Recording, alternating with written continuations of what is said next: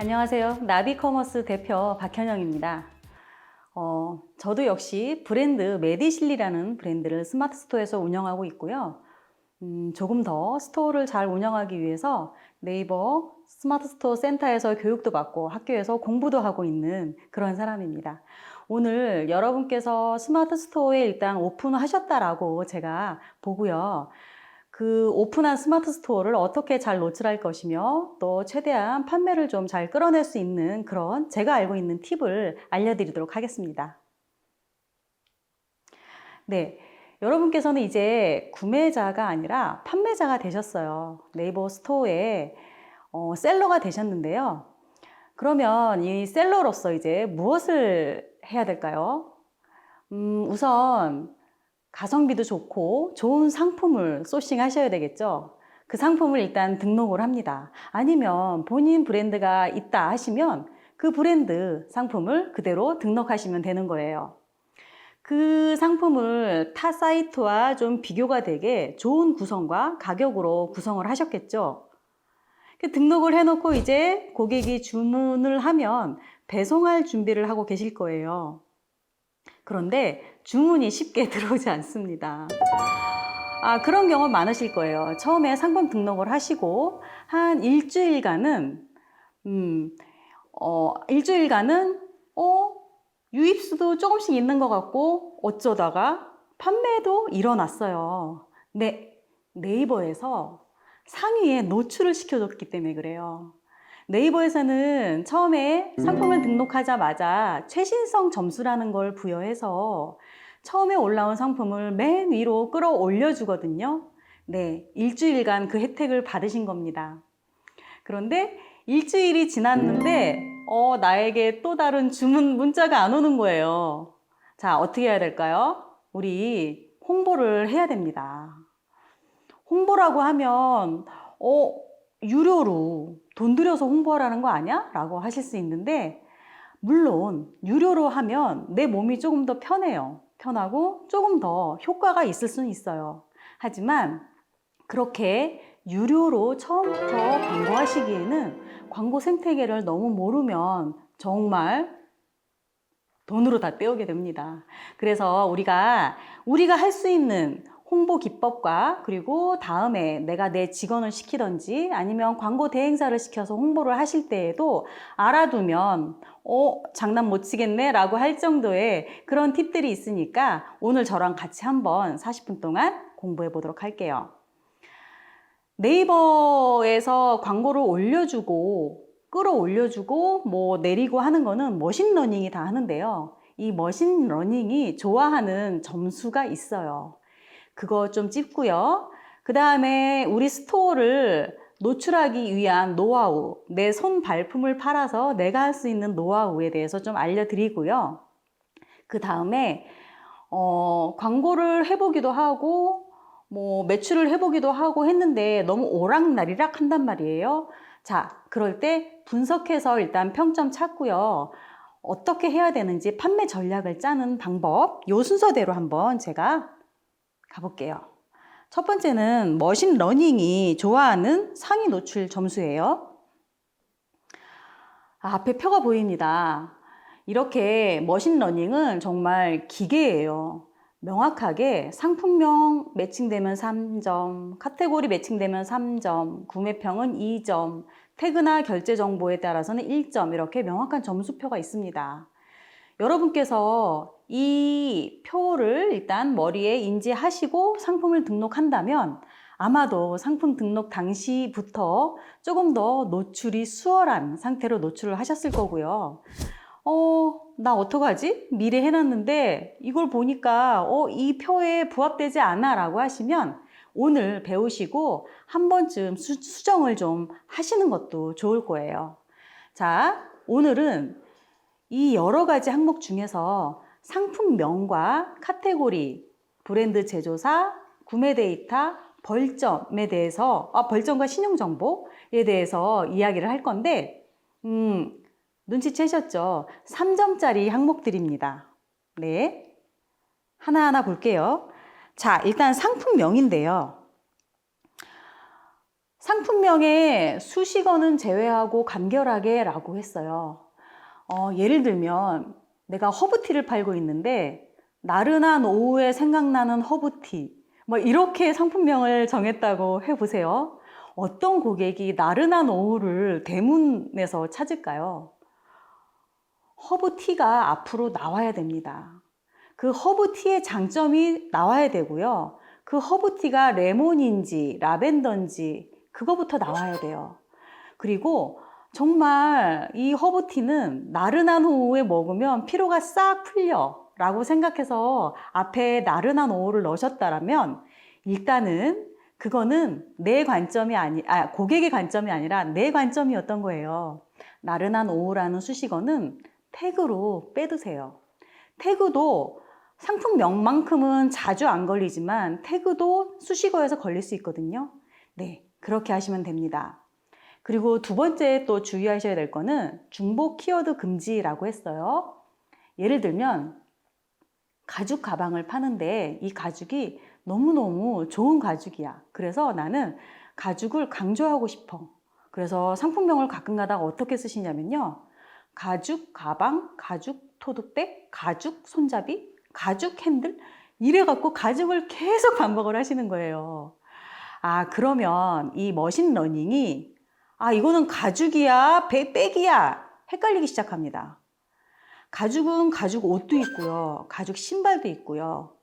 그러면 나는 가방을 팔려고 가방 카테고리에 넣어놨는데 패션적으로 머신러닝이 헷갈리는 거예요. 그러면 이도 저도 키워드에 걸리지 않습니다. 그래서 그렇게 중복하시는 거 피하시고요. 아까 예를 들었듯이 가죽 가방, 가죽 토트백, 가죽 핸들 이렇게 하셨다라면 가죽을 맨 앞에 빼시고요. 가죽 핸드백을 붙여서 하나 잡으세요. 그리고 한 칸 띄고 숄더백, 한 칸 띄고 핸들 이런 식으로 놓으시면 머신러닝이 이거는 가죽의 핸드백이구나, 숄더구나, 핸들이 있는 상품이구나 이렇게 인식하게 됩니다. 그렇게 하시고 세 번째로는 띄어쓰기를 하셔야 돼요. 자, 가죽 토트백을 예를 들었으니까 계속 한번 그 예로 가볼게요. 가죽 토트백, 핸들 있는 가죽백 이렇게 해서 붙여서 상품명을 쓰셨다고 생각해봐요. 그러면 어떤 고객이 지금 내가 붙여서 쓴 그 상품명을 그대로 써야지만 검색에 걸려요. 그러니까 가죽 띄고 핸드백 띄고 핸들 띄고 이렇게 하면 가죽에도 걸리고요. 핸드백에도 걸리고요. 핸들에도 걸립니다. 우리 확률 게임이에요. 어차피 이 머신러닝이 내 단어를 좀 갖고 가주기를 바라는 거잖아요. 네, 띄어쓰기를 하세요. 붙여서 쓰는 거는 내 브랜드 정도? 그런 거는 붙여서 쓰실 수밖에 없죠. 하지만 그 브랜드를 고객이 검색할 거라고는 기대하지 마세요. 최대한 띄어쓰시고 명확하게 상품명을 주는 게 좋습니다. 그리고 이 4번 항목 옵션명은 태그로, 얘는 중복하고 좀 겹치는 말인데요. 만약에 가죽 토트백인데 그 토트백이 브라운도 있고 블랙도 있고 오렌지도 있어요. 그랬을 때 그 옵션명을 상품명에다가 가죽 토트백, 오렌지백 이렇게 놓지 말라는 말씀이에요. 옵션에 들어가는 상품명은 태그로 훨씬 더 많이 잡힙니다. 다른 태그보다는. 그러니까 옵션명에서도 머신러닝을 활용하고 상품명에서도 활용을 하시려면 상품명에는 옵션명을 빼고 아주 명확하게 가죽백, 핸들백 이런 식으로 올려놓으시는 게 유리합니다. 자, 두 번째는 이미지 점수예요. 우리가 오프라인 가서 매장에서 막 여러 가지 옷이나 백을 보게 되면 내가 보고 싶은 대로 다 볼 수 있어요. 그쵸? 근데 온라인은 달라요. 내가 판매자가 보여주는 이미지를 보고 고객이 판단을 하게 됩니다. 그래서 이미지라는 거는 오프라인의 간판만큼 중요한 그러한 항목이에요. 그래서 네이버에서도 이미지에 대한 점수를 굉장히 명확하게 잘 잘라놨고요. 그 이미지가 네이버가 좋아하지 않는 항목에 들어간다 그러면 가차없이 뒤로 뺍니다. 네이버가 좋아하는 이미지는요, 첫 번째, 눕기를 따지 말아야 돼요. 눕기 아시죠, 여러분? 그냥 스튜디오에서 촬영한 그대로, 빛이 들어왔으면 빛 그대로, 배경이 약간 있으면 배경 그대로 올리시면 돼요. 눕기라는 거는 상품만 그대로 이렇게 틀을 짜서 따낸 거거든요. 바닥이 하얘요. 그런 상품들이 예전에 많았죠. 오픈마켓에는 아직도 많아요. 그런데 네이버 스마트 스토어에서는 이렇게 눕기 딴 이미지를 싼티난다라고 생각을 하나 봐요. 네, 품질이 떨어진다고 생각을 합니다. 그래서 눕기가 따인 이미지는 대문으로 절대 올려주지 않습니다. 눕기 금지하시고요. 두 번째는 텍스트가 없어야 돼요. 이미지에 들어갈 텍스트는 브랜드 정도, 내 로고 정도 들어가야 합니다. 대문 이미지에 큰 사진을 놓고 그 밑에 오렌지, 퍼플, 블랙, 브라운 다 쓰는 거 안 됩니다. 텍스트 빼주셔야 되고요. 아까 잠깐 말씀드렸죠? 로고를 꼭 넣어야 된다면 우상단에 위치해 주셔야 돼요. 이건 네이버의 원칙입니다. 그리고 이미지를 넣을 때 조잡하게 여러 이미지를 다 넣지 마시고요. 큰 이미지로 큼직큼직하게 눈에 잘 띄게 잡아주세요. 제가 뒷장에 보면 이미지 예를 한번 보여드릴 건데요. 큰 이미지와 작은 이미지가 어떤 차이가 있는지 한번 보여드릴게요. 뒷장에서. 그 다음에 우리가 이제 카테고리 점수라는 게 있어요. 이거는 처음 들어보시는 분들 많을 거예요. 카테고리 처음에 상품 등록하실 때 맨 처음에 등록하시잖아요. 카테고리 뭔가. 근데 이 카테고리와 상품이 매칭이 적합이 되느냐 안 되냐를 네이버는 중요하게 여긴다는 거예요. 자, 예를 한번 들어볼게요. 굉장히 고민이 되는 카테고리가 있는데 보자. 전통 과자가 있어요. 요즘에는 젊은 사람들도 레트로 감성이 강해서 부각 이런 것들도 술 안주로 많이 먹더라고요. 그래서 전통 과자를 이제 내가 상품으로 올렸어요. 그러면 식품의 간식 코너에 넣을 것이냐 아니면 요즘 젊은 사람들의 포인트 맞춰서 이거를 술안주에 넣을 거냐 굉장히 고민스러워요. 아마 같은 상품이면 스마트 스토어를 계속 해온 저도 나름 노하우가 있는 저도 굉장히 헷갈릴 거예요. 김 부각 같은 경우는 실제로 찾아보시면 간식에도 있고요. 반찬에도 있고요. 술 안주에도 있습니다. 그런데 술 안주에는 그 밑에 사용 설명에 안주에 해당이 되는 단어들이 많이 들어가고요. 간식에는 밥 반찬에 해당되는 단어들이 많이 들어가요. 그렇게 해서 같은 부각이지만 간식에 올려서 간식 코너 카테고리하고 매칭시키고 또 술 안주에 올려서 술 안주 카테고리하고 매칭을 시켜보는 거예요. 그리고 나서 이제 판매를 봅니다. 판매 추이를 보고 얼만큼 많이 들어왔는지, 들어왔다 얼만큼 여기에 머물러 있었는지 제가 마지막에 알려드릴 건데 그걸 보고 나서 잘 유입이 되고 판매가 잘 되는 쪽으로 모르셔도 된다는 거예요. 자, 또 하나 한번 제가 예를 들어 볼게요. 실제로 있었던 일인데요. 목도리 상품이에요. 어떤 그 공예가가 뜨개질을 해서 직접 목도리를 만들기도 하고요. 그 만든 목도리를 판매하기도 해요. 그러면 이 목도리가 목도리 카테고리에 들어가야 될까요? 아니면은 DIY 판매하는 카테고리에 들어가야 될까요? 애매하죠. 이런 경우도 여러분께서는 처음부터 내 고집대로 이거는 목도리야 해서 목도리 카테고리에 올리시지 말고 철저하게 고객의 입장에서 양쪽에 다 올려보세요. 그래서 목도리 카테고리에 올린 상품은 목도리 이미지를 주로 쭉 상세 설명에 넣으시고요. DIY, 만드는 카테고리에 넣은 그 상세 페이지에는 정말 뜨개질하는 모습을 넣고 만드는 사람이 이렇게 다시 한번 페이지를 내려볼 수 있도록 그렇게 넣으시면 됩니다. 이 카테고리 점수는 어떻게 해서든지 간에 매칭을 해야 된다는 거. 왜냐하면 3점이에요. 우리 상품 이미지, 애써서 만든 상품 이미지랑 점수 똑같습니다. 별거 아닌 것 같지만 이거 꼭 체크를 하셔야 돼요. 그리고 이제 뭐 신용 정보나 벌점 이런 것들이 있습니다. 이거는 네이버에서 하라는 대로 하고 문의 답변 오면 성실하게 대답하고 배송 기일 내에 배송하면 벌점 안 받아요. 대신 이 벌점이 있으면 어떤 벌점 같은 경우는 한 달까지도 삭제 안 해주거든요. 계속 유지되니까 요거는 꼭 벌점은 안 받도록 배송 지연이 될 것 같으면 미리 알려주고, 그 배송 지연 통보 같은 경우는 1회밖에 연장이 안 됩니다. 그러니까 우리가 왜 내 브랜드로 지금 판매하시는 분도 계시겠지만 아니면 도매를 하시는 분도 계실 거잖아요. 그러면 재고를 갖고 있지 않으면 그 상대방에서 배송을 지연할 수 있어요. 그런 걸 좀 대비해서 배송기일을 넉넉히 일단 잡아 두시고요. 그렇다고 너무 넉넉히 두면 고객이 구매를 안 합니다. 네. 눈치껏 배송 기일 넉넉히 잡아 주시고요. 도저히 이거는 내일 안에 배송이 안 될 것 같아 라고 하면 하루 전에 배송 지연합니다 라고 해서 이렇게 체크해서 통보하는 그 칸이 있거든요. 거기다가 한 번까지는 유효하니까 꼭 배송 지연 통보를 해주세요. 배송 지연 이 벌점 굉장히 세거든요. 그거 지켜주시고, 문의해주는 답변 성실하게 답변해 주시고, 그리고 이벤트가 확정이 되었다라면 꼭 이벤트 통보를 해주세요. 네, 이게 다 신용정보와 벌점에 속합니다.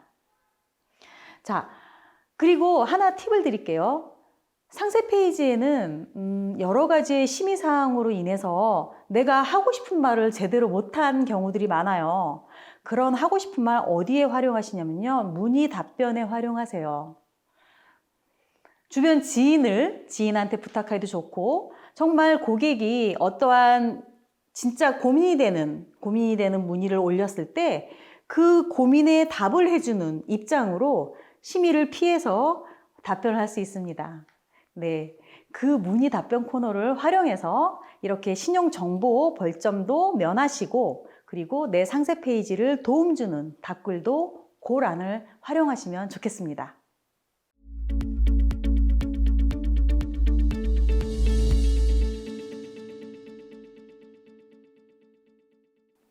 네, 그리고 이제 우리 상점, 우리 스토어를 노출할 때도 아무래도 네이버가 선호하는 형태로 노출을 해주면 훨씬 더 효과적이겠죠. 네, 제가 일단 3가지만 오늘 정리를 할게요. 한눈에 들어오는 대표 이미지를 작성해야 되고, 그 다음에 최신성 점수를 최대한 활용하십시오. 그리고 클릭률을 높이는 상품명을 우리가 키워드를 잡기 위해서는 어떻게 해야 되는지 이 3가지만 좀 볼게요. 자, 한눈에 들어오는 대표 이미지의 예예요. 여러분께서 보시기에도 딱 봐서 목도리인 줄 알겠는 상품 보이시죠? 제가 네모 박스 해놓은 그 상품들이에요. 모델이 목도리를 걸치고 있는 모습, 그런데 목도리에 집중해서 저렇게 딱 봐서 목도리인 이런 상품이 좋은 이미지이고요. 체크 표시한 거는 저게 목도리인지 런닝인지 양말인지 티셔츠인지 구분이 안 가요. 이제 이러한 이미지는 쉽게 클릭이 안 된다라는 거죠. 같은 이미지로 하나 더 예를 들어 드릴게요. 이제 클릭률을 높이는 상품명의 예인데요. 자, 네모 친 것들 보면 앞에 1+1이 먼저 왔어요. 그쵸? 그리고 해외라는 버튼이 먼저 왔어요. 고객들이 좋아하는 단어를 먼저 맨 앞에 끌어주는 거예요. 그리고 체크 친 걸 보면 제품에 대한 설명을 하고 나서 그리고 된 상품명인데, 얘네들은 왜 최근에 검색한 건데 왜 이렇게 대문에 위에 올라갔냐 라고 보니까 구매 수와 리뷰 수가 어마어마해요. 많이 팔린 겁니다. 이런 순으로 올려주는데 우리는 지금 구매와 리뷰가 많지 않잖아요. 그러니까 앞쪽에 대표적인 키워드를 빼주고 큼직큼직한 대표 이미지로 눈에 띄게 올려라. 이게 팁인 거죠. 여기서 하나 더 부연 설명을 드리면, 중요시하는 키워드는 무조건 앞으로 빼는 게 좋습니다. 그러면 상품명이 한 20자에서 30자 정도 다 상품명인데 중요한 키워드가 뒤에 있는 거는 노출이 안 되나요? 이거보다는 우리가 모바일로 쇼핑하는 기준이 지금 90%가 넘어갔어요. 모바일 화면으로 볼 때 앞에 7자, 8자밖에 안 보인다는 거예요. 그래서 7자, 8자 안에 내가 말하고 싶은 중요한 포인트를 다 넣어주세요. 그게 일단 팁이고요. 그 다음에 네이버가 좋아하는 이미지나 상품명은 알겠는데 그러면 고객이 잘 찾는 그런 상품명은 어떤 걸까 한번 알아볼게요. 키워드 리스트 찾는 방법부터 시작해서 그 키워드를 세분화하고 내가 올린 상품을 SNS로 홍보해서 같이 스마트 스토어와 시너지를 내는 방법, 요 3가지로 한번 정리를 해봐 드릴게요. 자, 키워드 리스트 찾는 방법은 네이버에서 네이버 광고 검색을 한번 해보세요. 그러면 search and add naver.com이 나옵니다. 거기 클릭하고 들어가서 키워드 도구란을 찾으세요. 와, 나만 몰랐던 거야? 키워드 여기서 다 찾아서 쓰네 라고 하실 수 있어요. 그 안에 키워드 다 있습니다. 뭐 이슈가 되는 키워드도 있고요. 이렇게 트렌드가 되는 키워드들도 굉장히 많아요. 거기에서 오히려 상품을 소싱하는 상품을 찾으셔도 좋고요. 내 상품을 눈에 띄게 올리기 위해서 남들이 많이 찾는 키워드를 골라서 내 상품명에 갖다 붙이세요. 그런데 이렇게 키워드를 제가 구체적으로 리스트를 찾는 방법을 알려드리는 게 왜냐면 보통 고객한테 집중하지 않으면 캠핑 용품 뭐 이런 식으로 상품명을 정해놓을 수 있거든요. 그런데 그거는 별로 좋지 않은 상품명이에요. 캠핑 용품이라고 고객이 검색을 하는 그 순간에는 내가 의자를 살지 테이블을 살지 정해져 있지 않은 순간이에요. 그러니까 우리는 캠핑 의자, 내가 만약에 의자를 팔고 있다 그러면 캠핑 의자를 구하는 그런 소비자를 우리 사이트로 불러들여야 되잖아요. 캠핑 의자 이렇게 구체적으로, 캠핑 테이블 이렇게 구체적으로 키워드를 정해주시는 게 방법입니다. 또 하나 이제 가을이 오는데 그냥 가을 옷 이렇게 해서는 어마어마한 그 경쟁률을 뚫질 못해요. 우리는 가디건, 트렌치코트 이런 식으로 세분화해서 상품명을 잡아주면 최대한 가을 옷인 상품을 피해서 트렌치코트를 먼저 찾아줍니다. 그리고 가을 옷은 아까 말씀드렸듯이 태그로 빼주시면 가을 옷을 검색할 때도 걸릴 수가 있어요. 그렇게 키워드를 찾으시면 됩니다. 찾은 키워드를 세분화하는 방법으로도 우리 상품을 조금 더 앞으로 뺄 수가 있어요. 패딩 점퍼하고 롱패딩 점퍼하고 블랙 롱패딩 점퍼 3가지가 있어요. 자, 패딩 점퍼를 사려는 고객은 내가 블랙을 살지 핑크를 살지 화이트를 살지 미리 정해놓은 고객이 많습니다. 그래서 블랙 롱패딩 점퍼로 검색할 확률이 굉장히 높아요.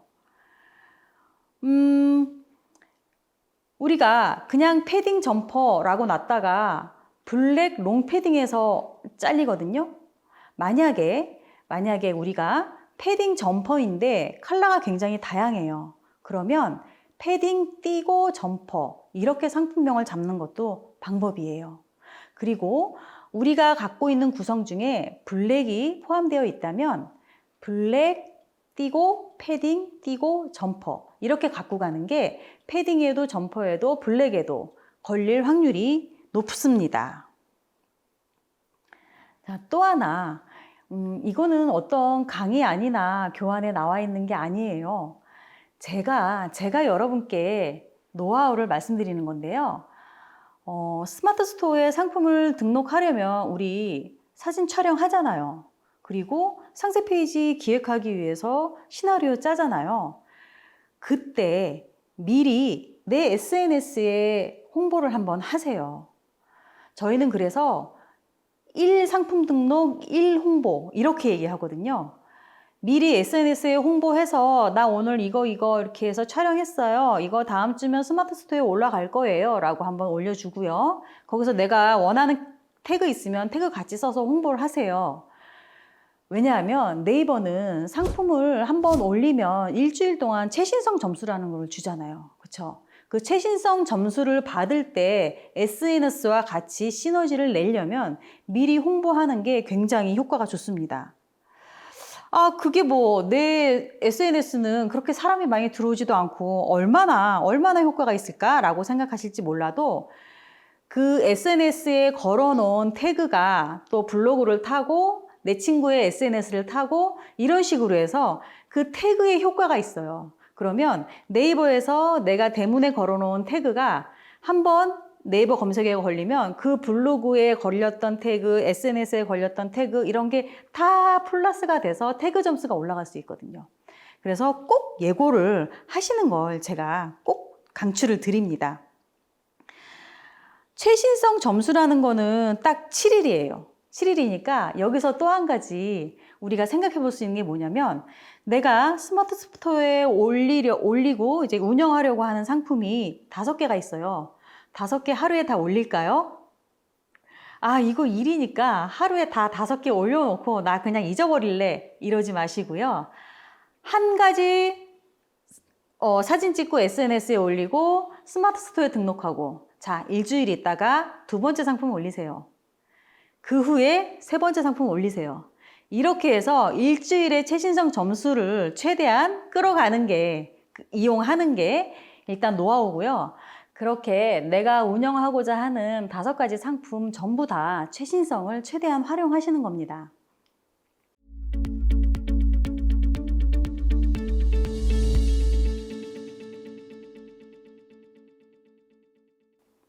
자, 그 다음에 판매도 하고 이제 유입도 좀 되고 그런데 뭐 어떠한 퍼포먼스가 없는 거예요. 그냥 밍숭맹숭한 거죠. 그럴 때는 자, 내 채널에 뭐가 문제가 있는지 아니면 어떤 장점이 있고 단점이 있는지 한번 분석을 해보고 장점을 밀고 단점을 빼면 되겠죠.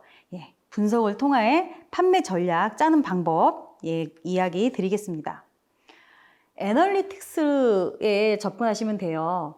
애널리틱스라는 거는 뭔가 좀 전문적인 사람들만 하는 거 아니야? 라고 생각하실 수 있는데 전문적인 사람들이 분석하는 것도 맞아요. 하지만 그 메인 페이지에 가면 우리들이 그냥 초보자도 쉽게 볼 수 있는 그런 조회량을 분석을 해 놓았거든요. 그 정도는 저희도 볼 수 있습니다.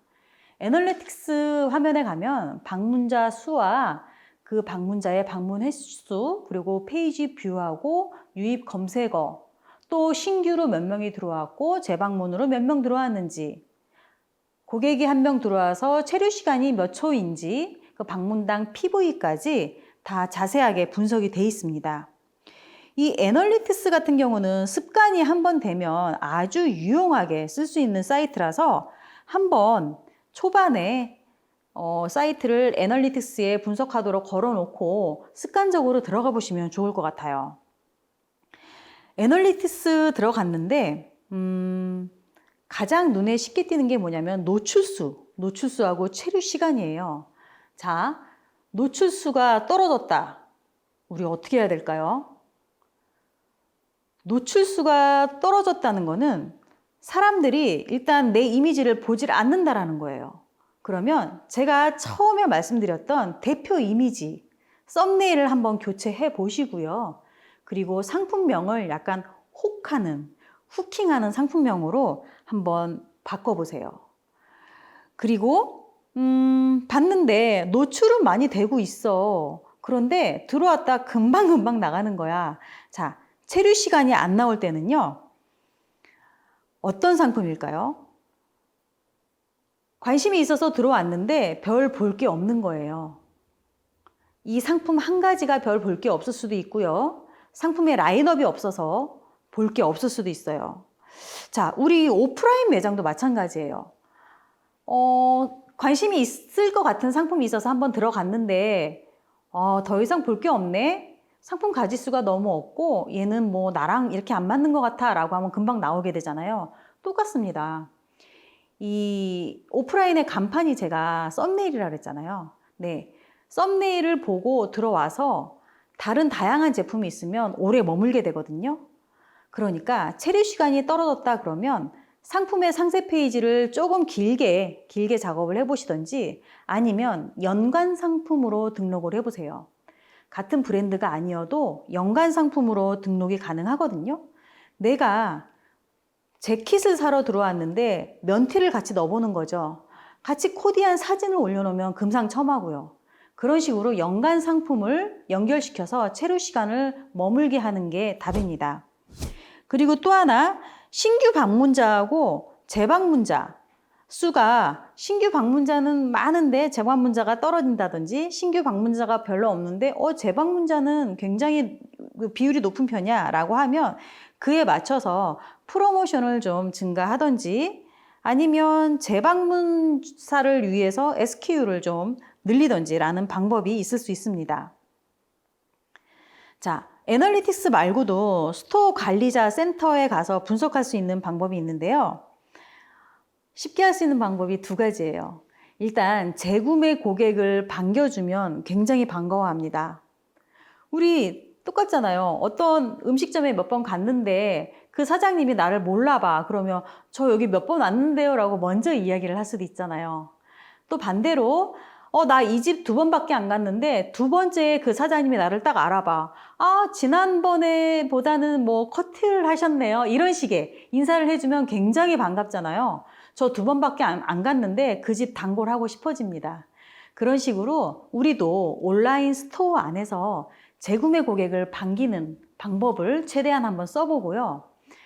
또 하나는 마케팅 메시지를 보내고 싶어요. 그쵸? 나 이번에 패키지 새로 했고 구성 새로 늘려서 좀 지난번에 구매했던 그 고객, 지난번에 관심 있었던 고객한테 어떠한 메시지를 보내고 싶은데, 자, 이 마케팅 메시지는 진짜 물건을 훔치는 거에 준하는 만큼 법적으로 굉장한 중한 벌이에요.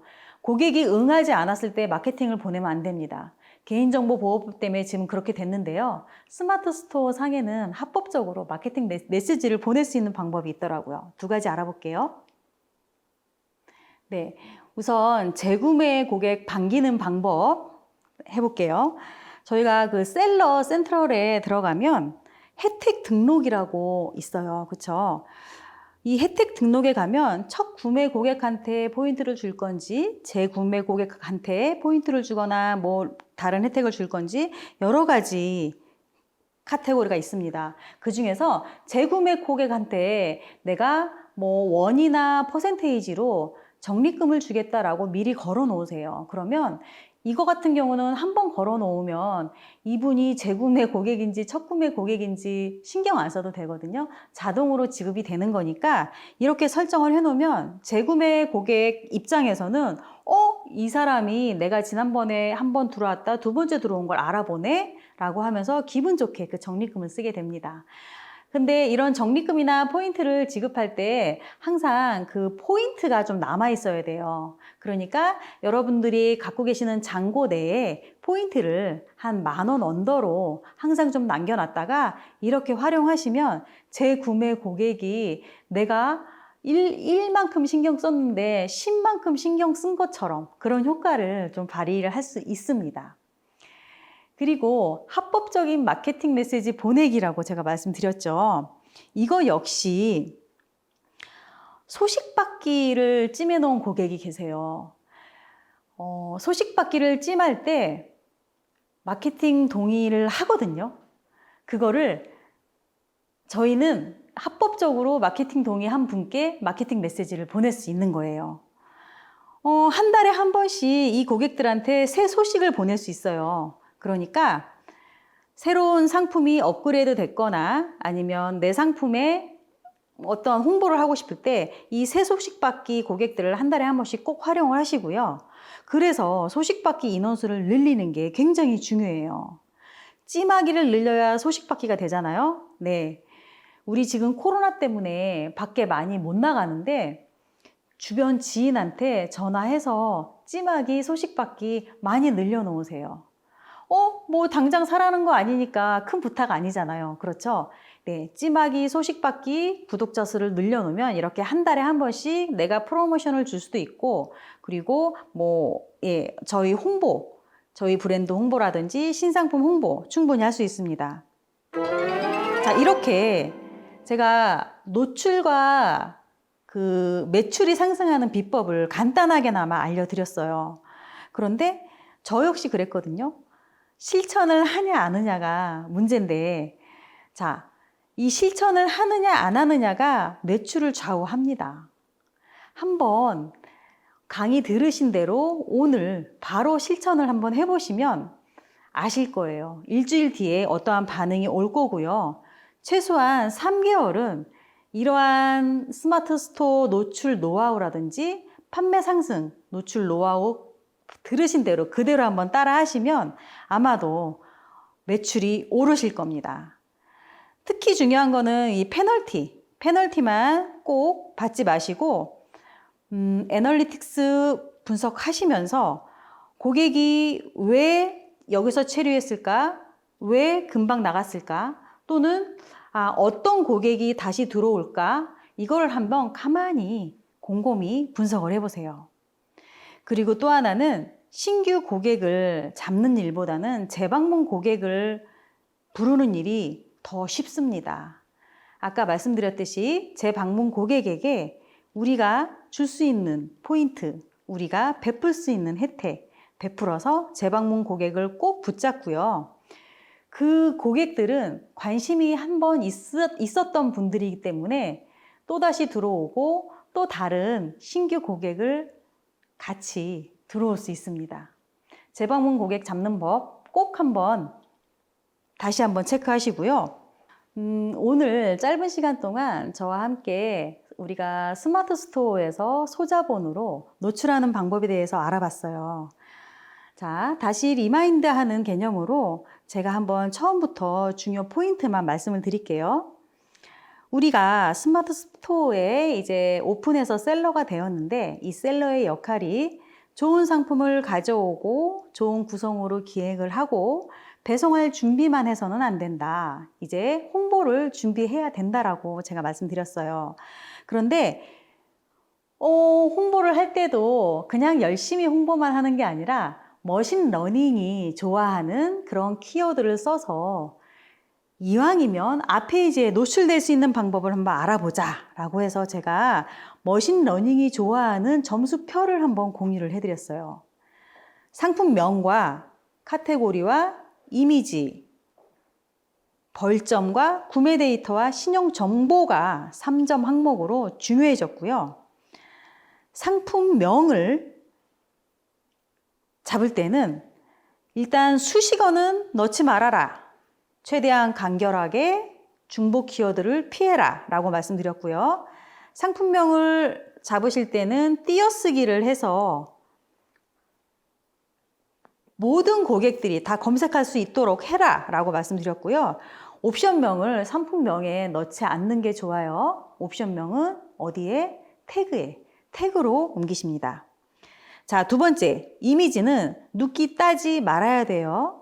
그리고 이미지 안에 텍스트가 들어가지 않아야 되고요. 로고가 있다면 우상단에 위치시켜 주시고요. 이미지는 시원시원하게 큰 이미지로 등록하는 게 좋습니다. 또 카테고리 점수.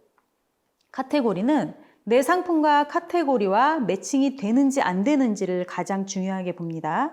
매칭 적합도에 맞추어서 카테고리 찾아 넣으시고요.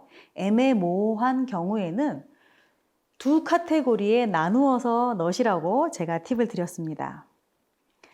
그리고 배송 지연이 될 것 같으면 미리 통보해서 벌점 안 받도록 하시고요. 문의 답변 글을 통해서 내가 상세 페이지에서 채하지 못했던 그런 부연 설명을 문의 답변 코너를 활용을 하셔라 라고 말씀을 또 드렸습니다. 이렇게 네이버가 선호하는 형태의 이미지는 한눈에 들어오는 이미지이고 그 이미지가 클릭률을 높인다. 자, 클릭률을 높여서 내 대문을, 내 간판을 최대한 앞으로 뽑아내자라는 노하우였고요. 네이버는 그리고 상품을 등록하자마자 일주일 동안 최신성 점수를 준다고 했어요. 그 최신성 점수를 잘 활용하기 위해서 내가 갖고 있는 상품의 라인업이 5개든 10개든 차근차근 올리는 거를 추천해 드려요. 그렇게 말씀드렸습니다. 그런데 네이버가 좋아하는 키워드 말고 또 고객이 잘 찾을 수 있는 키워드는 네이버 광고의 키워드 도구에 들어가서 찾아보라고 말씀드렸어요. 이 키워드를 보시면 거꾸로 내가 상품을 소싱할 수 있는 소스를 찾기도 합니다. 저는 정말 이 네이버 키워드 광고에서 한 100개 정도, 많으면 200개 정도의 키워드를 쭉 다 노트해 놓으시기를 바라요. 그 노트해 놓으셨다가 자꾸만 태그를 변경해서 시즌에 맞춰서, 트렌드에 맞춰서 내 상품이 걸리도록 그렇게 작업해 주시면 한 번 하루 정도 투자해서 키워드 쭉 뽑아 놓으시고 그거 한 시즌 쓰실 수 있는 겁니다. 그리고 이 키워드를 붙여서 쓰지 말고 세분화하라고 말씀드렸죠. 예를 들어서 패딩 점퍼와 롱 패딩 점퍼와 블랙 롱 패딩 점퍼 3가지 중에 어떤 게 제일 좋다라고 한번 말씀을 드렸습니다. 그리고 이제 제가 당부드린 말씀이 있어요. 상품 등록할 때 하나 등록할 때 SNS에 한 번 홍보해라. 꼭 SNS와 병행시켜서 양쪽에서 시너지가 나도록 네이버에서 검색되는 태그가 내 상품에 걸려있는 태그가 많이 검색되도록 그 태그가 상위에 올라오도록 꼭 SNS에 홍보를 한번 같이 해주시는 걸 제가 당부를 드렸습니다. 이렇게 무턱대고 열심히 하시지 마시고 애널리틱스를 통해서 분석을 통해서 좀 얕게 상품을 상위에 노출하는 방법도 말씀드렸어요. 애널리틱스는 한번 등록이 되면 계속 안 바꾸고 활용하실 수 있는 거니까 처음에는 좀 어려운 것 같아도 꼭 등록하셨다가 습관처럼 들어가 보시기를 당부를 드립니다. 애널리틱스를 봤다가 노출수가 떨어졌다 또는 체류 시간이 떨어졌다 또는 신규 방문자나 재방문자 수에 변동이 있었다라고 하면 그에 맞춰서 노출수가 떨어졌다면 썸네일을 교체해 보시고요. 상품명을 한번 교체해 보시고요.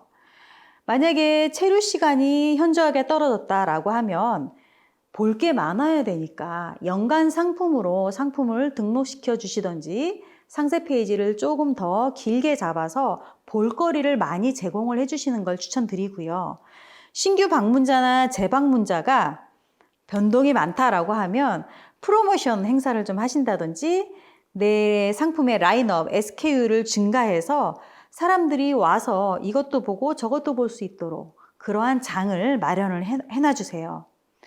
그리고 애널리틱스뿐만 아니라 이 스토어 관리자 센터에 가서 재구매 고객을 반기고 또 합법적으로 마케팅 메시지를 보내는 방법까지 이렇게 순서대로 말씀을 드렸습니다.